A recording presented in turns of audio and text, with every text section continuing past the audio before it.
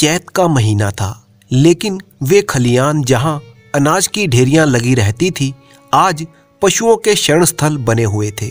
जहां घरों से फाग और बसंत के आलाप सुनाई देते थे, आज वहां भाग्य का रोना था।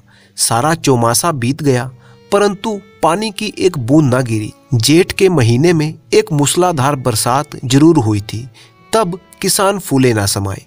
उन्होंने खरीफ की फसलें बो दी, लेकिन इंद्रदेव ने अपना सब कुछ शायद एक ही बार में लुटा दिया। पौधे उगे, बड़े हुए और फिर सूख गए। गोचर भूमि में घास ना जमी। बादल आते, घटाएं उमड़ती। ऐसा मालूम होता कि जल थल एक हो जाएगा, परंतु वे आशा नहीं, दुख की घटाएं थीं। किसानों ने बहुतेरे जप तप किए, परंतु इंद्रदेव किसी पर ना पसीजे। ना खेतों में पौधे थे, ना ही गोचरों में घास, ना तालाबों में पानी। सभी को बड़ी ही मुसीबत का सामना करना पड़ा। जिधर देखिए धूल उड़ रही थी। दरिद्रता और क्षुधा के कारण लोग दुखी थे। लोगों ने पहले तो अपने गहने और बर्तन गिरवी रखे और अंत में बेच डाले। फिर जानवरों की बारी आई और अब आजीविका का कोई और सहारा ना रहा।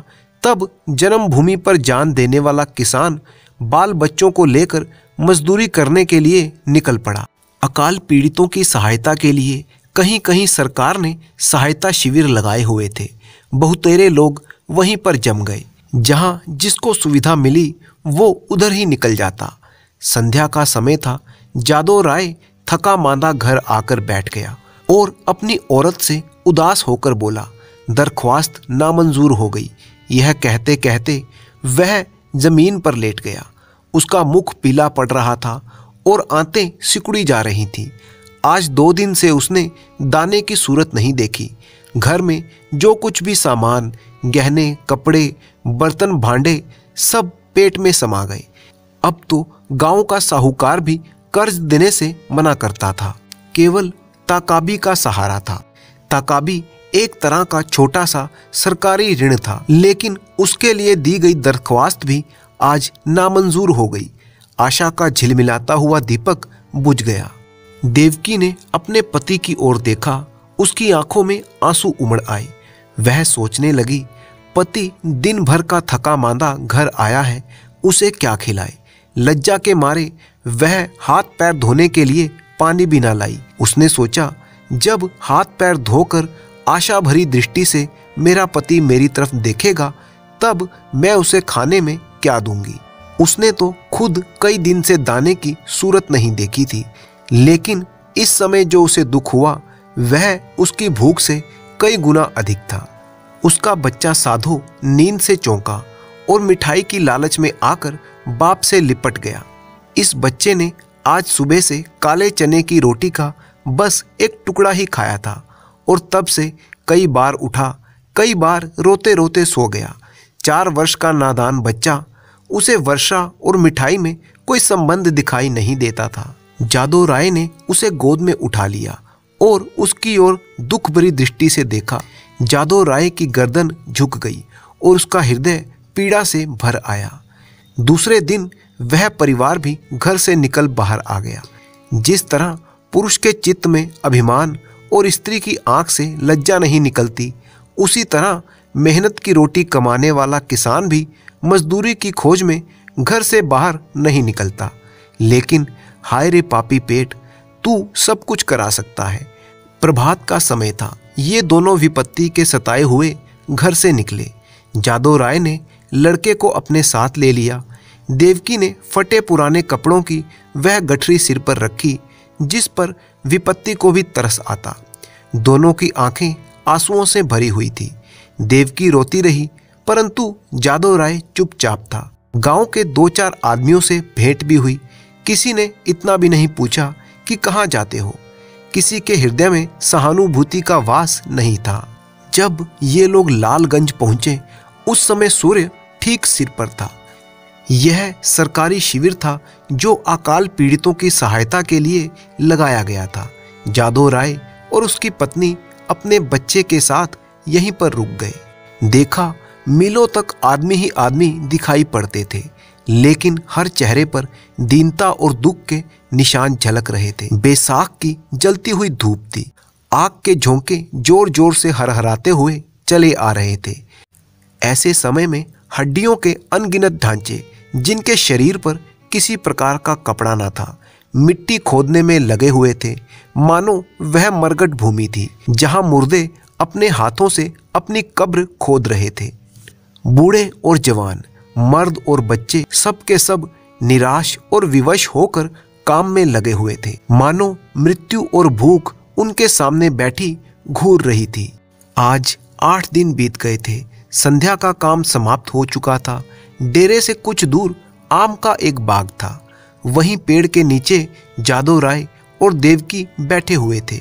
दोनों की हालत ऐसी थी कि उनकी सूरत पहचानी ना जाती। अब वह स्वाधीन किसान नहीं रहे। समय के हेर फेर से आज दोनों मजदूर बन बैठे। जादव राय ने बच्चे को जमीन पर सुला दिया। उसे कई दिन से बुखार आ रहा था। कमल सा चेहरा मुरझा गया। देवकी ने धीरे से हिलाकर बच्चे से कहा, बेटा आंखें खोलो, देखो सांझ हो गई है। साधु ने आंखें खोल दी। बुखार उतर गया था। बोला, क्या हम घर आ गए माँ? घर की याद आई तो देवकी की आंखें भी डबडबा गई। उसने कहा, नहीं बेटा, तुम अच्छे से ठीक हो जाओगे तब घर चलेंगे। उठकर देखो कैसा अच्छा बाग है। साधु माँ की हाथों का सहारा लेकर उठा और बोला, माँ मुझे बड़ी भूख लगी है, लेकिन तुम्हारे पास तो कुछ नहीं है, मुझे क्या खाने को दोगी?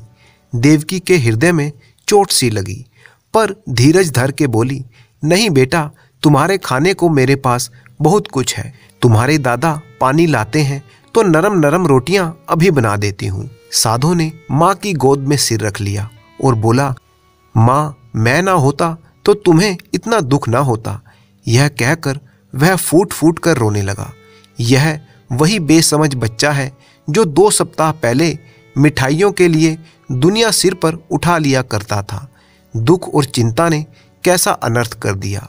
इसी बीच में कई आदमी लालटेन लिए हुए वहां पर आए। फिर गाड़ियां आई। उन पर डेरे और खेमे और तंबू लदे हुए थे। दम के दम वहां पर तंबू गाड़ दिए गए और खेमे खड़े हो गए। सारे बाग में चहल पहल नजर आने लगी। देवकी रोटियां सेक रही थी।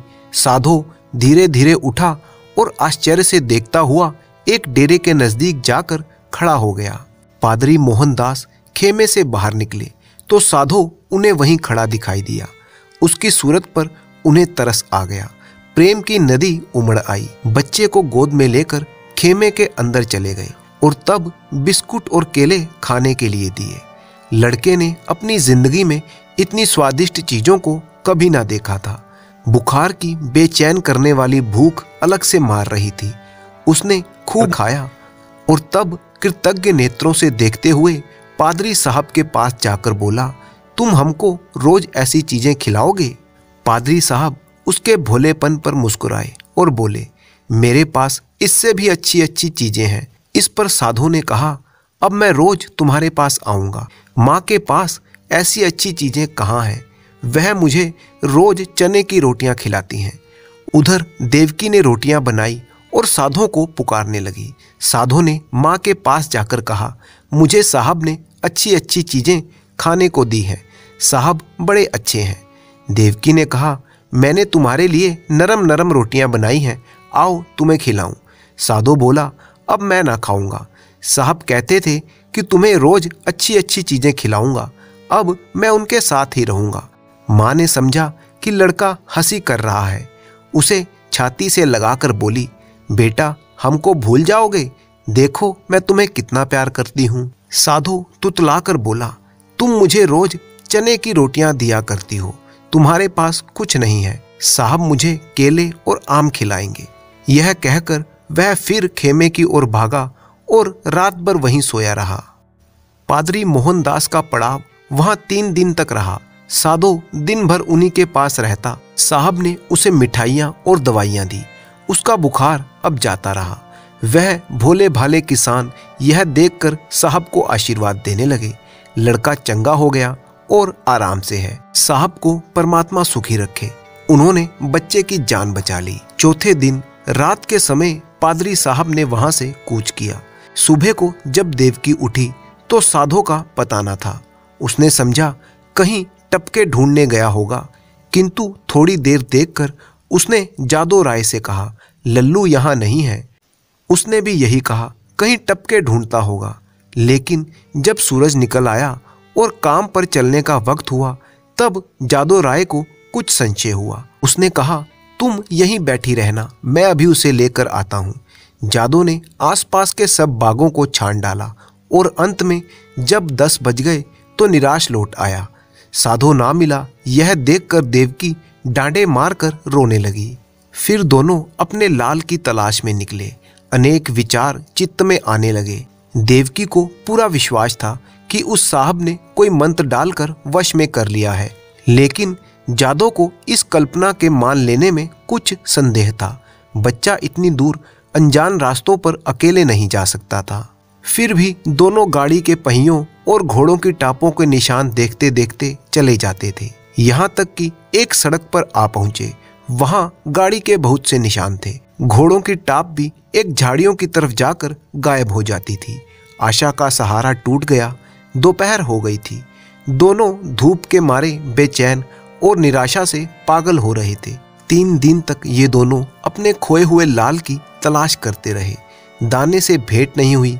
प्यास से बेचैन होते तो 2-4 घूंट पानी गले के नीचे उतार लेते, लेकिन सब व्यर्थ, कोई लाभ ना हुआ। आज इस घटना को 14 वर्ष बीत चुके थे। इन 14 वर्षों में सारी काया पलट चुकी थी। चारों ओर राम राज्य दिखाई देने लगा। इंद्रदेव ने भी अब कभी उस तरह की निर्दयता ना दिखाई। उमड़ी हुई नदियों की तरह अनाज की फसलें लहलहा रही थीं। उजड़े हुए गांव बस चुके थे। जादो राय के दिन भी फिर चुके थे। घर पर छप्पर की जगह खपरैल हो गया था। दरवाजे पर अच्छे बैलों की जोड़ी बंधी हुई थी। वह अब अपनी बहली पर सवार होकर बाजार जाया करता। उसका बदन अब पहले की तरह सुडौल नहीं था। उम्र बढ़ने के निशान उसके चेहरे पर साफ दिखाई देते थे। उसकी पत्नी देवकी भी अब एक उम्रदराज औरत बन चुकी थी, परंतु पूरे गांव में उसकी बहुत ही धाक थी। व्यवहारिक बातों में उसकी बड़ी पूछ हुआ करती। उसके कटु वाक्य और तीव्र आलोचना की सारे गांव में धाक बंधी हुई थी। उनके लिए जीवन का दूसरा भाग इससे कम उज्जवल नहीं है। उनकी 2 संतानें हैं। लड़का माधो सिंह अब खेती बाड़ी के काम में बाप की मदद करता है। लड़की का नाम शिव गौरी है। वह भी माँ को चक्की पीसने में सहायता करती थी और खूब गीत गाती। बर्तन धोना उसे पसंद नहीं, लेकिन चौका लगाने में वो निपुण थी। परंतु अपने खोए हुए बच्चे साधो की याद उन्हें आज भी आती थी। उसकी चर्चा नित्य हुआ करती और कभी बिना रुलाए नहीं रहती। देवकी कभी कभी सारे दिन उस लाडले बेटे की सुध में अधीर रहा करती थी। एक सांझ की बात है। बैल दिन भर के थके हुए आंगन में बंधे हुए थे। पुजारी ने ठाकुर द्वारे में घंटा बजाना शुरू किया। आज फसल के दिन है, रोज पूजा होती है। जादो राय खाट पर बैठे हुए थे। उनकी बेटी शिव गौरी भी वहीं पर थी। घड़ियाल और घंटे की आवाज सुनते ही जादो राय भगवान का चरणामृत लेने के लिए उठे ही थे कि उन्हें अकस्मात एक नवयुवक दिखाई पड़ा, जो भौंकते हुए कुत्तों को धुतकारता हुआ बाईसाइकिल को आगे बढ़ाता हुआ चला आ रहा था। उसने आते ही जादो राय के चरणों में सिर रख दिया। जादो राय ने उसे गौर से देखा, तब दोनों एक दूसरे से लिपट गए। उनका छोटा बेटा माधो भौचक्का होकर बाईसाइकिल वाले को देखने लगा। शिव गौरी रोती हुई घर में भागी और देवकी से बोली, दादा को साहब ने पकड़ लिया है। देवकी घबराई हुई बाहर आई। बाईसाइकिल पर आया वह युवक उनका बिछड़ा हुआ बेटा साधो था। साधो ने अपनी माँ को देखा और उसके पैरों पर गिर पड़ा। देवकी ने उसे छाती से लगा लिया और रोने लगी। गांव के मर्द, औरतें और सब बच्चे जमा हो गए। मेला सा लग गया था। साधो ने अपने माता पिता से कहा, मुझ अभागे से जो कुछ अपराध हुआ उसे क्षमा कीजिए। मैंने अपनी नादानी से स्वयं बहुत ही कष्ट उठाए और आप लोगों को भी दुख दिया, लेकिन अब मुझे अपनी गोद में लीजिए। देवकी ने रोकर कहा, जब हमको छोड़कर भागे तब हम तुम्हें 3 दिन तक भूखे प्यासे ढूंढते रहे, पर जब निराश हो गए तब अपने भाग्य को रोकर बैठ गए। तब से आज तक कोई ऐसा दिन ना गया जब तुम्हारी याद ना आई हो। रोते रोते एक युग बीत गया। अब तुमने खबर ली है, बताओ बेटा, उस दिन तुम कैसे भागे और कहाँ जाकर रहे? साधु ने लज्जित होकर उत्तर दिया, माताजी, अपना हाल मैं आपसे क्या कहूँ। मैं रात के पहर में ही आपके पास से उठकर भाग गया था और पादरी साहब के पड़ाव का पता मैंने उनसे शाम को ही पूछ लिया था। बस पूछते पुछाते उनके पास दोपहर को पहुंच गया। साहब ने मुझे पहले समझाया कि अपने घर लौट जाओ, लेकिन जब मैं किसी तरह राजी ना हुआ तो वह मुझे अपने साथ ले गए और मुझे पूना भेज दिया। मेरी तरह वहाँ सैकड़ों लड़के थे और वहाँ बिस्कुट और केलों का भला क्या जिक्र। जब मुझे आप लोगों की याद आती तो मैं अक्सर रोया करता, मगर बचपन की उम्र थी, धीरे धीरे उन्हीं लोगों के साथ हिल मिल गया। हाँ, जब से कुछ होश आया और अपना पराया समझने लगा हूँ, तब से अपनी नादानी पर हाथ मलता रहा हूँ। रात दिन आप लोगों की रट लगी हुई थी। आज आप लोगों के आशीर्वाद से ये शुभ दिन देखने को मिला है। दूसरों में बहुत दिन काटे, बहुत दिनों तक अनाथ रहा। अब मुझे अपनी सेवा में रखिए, मुझे अपनी गोद में लीजिए। मैं प्रेम का भूखा हूँ। बरसों से मुझे जो सौभाग्य नहीं मिला वह मुझे दीजिए। गांव के बहुत से बुढ़े जमा थे। उनमें से जगत सिंह बोले, तो क्यों बेटा, तुम इतने दिनों तक पादरियों के साथ रहे, उन्होंने तुमको भी पादरी बना लिया होगा। साधु ने सिर झुकाकर कहा, जी हाँ, यह तो उनका दस्तूर है। जगत सिंह ने जादव राय की तरफ देखकर कहा कि यह बड़ी ही कठिन बात है। साधु ने कहा, बिरादरी मुझे जो भी प्रायश्चित करने के लिए कहेगी मैं करूँगा। मुझसे जो कुछ बिरादरी का अपराध हुआ है वह नादानी से हुआ है। मैं उस समय बच्चा था, लेकिन फिर भी मैं उसका दंड भोगने के लिए तैयार हूँ। जगत सिंह ने फिर जादव राय की तरफ कनखियों से देखा और गंभीरता से बोले, हमारे यहाँ अब तक ऐसा कभी नहीं हुआ।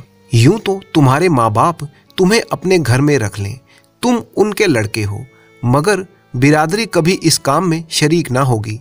बोलो जादव राय, क्या कहते हो? कुछ तुम्हारे मन की भी तो सुन लें। जादव राय बड़ी दुविधा में था। एक ओर तो अपने बेटे की प्रीति और दूसरी ओर बिरादरी का भय था। जिस लड़के के लिए रोते रोते आंखें फूट गई, आज वही सामने खड़ा आंसुओं से भरा कहता था, पिताजी मुझे अपनी गोद में लीजिए, और मैं पत्थर की तरह अचल खड़ा हूँ। जादव राय सोच रहा था, इन निर्दयी भाइयों को किस तरह समझाऊं, क्या करूं क्या ना करूं। लेकिन माँ की ममता उमड़ आई। देवकी से ना रहा गया। उसने अधीर होकर कहा, मैं अपने घर में रखूंगी, अपने कलेजे से लगाऊंगी। इतने दिनों के बाद मैंने अपने बेटे को पाया है, अब उसे छोड़ नहीं सकती। जगत सिंह रुष्ट होकर बोले, चाहे बिरादरी छूट ही क्यों ना जाए।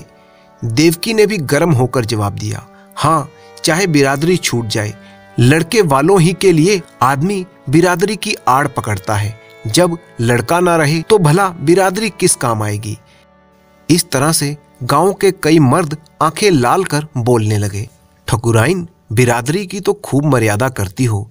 लड़का चाहे किसी रास्ते पर भी जाए, लेकिन बिरादरी चूं तक ना करे। ऐसी बिरादरी कहाँ होगी।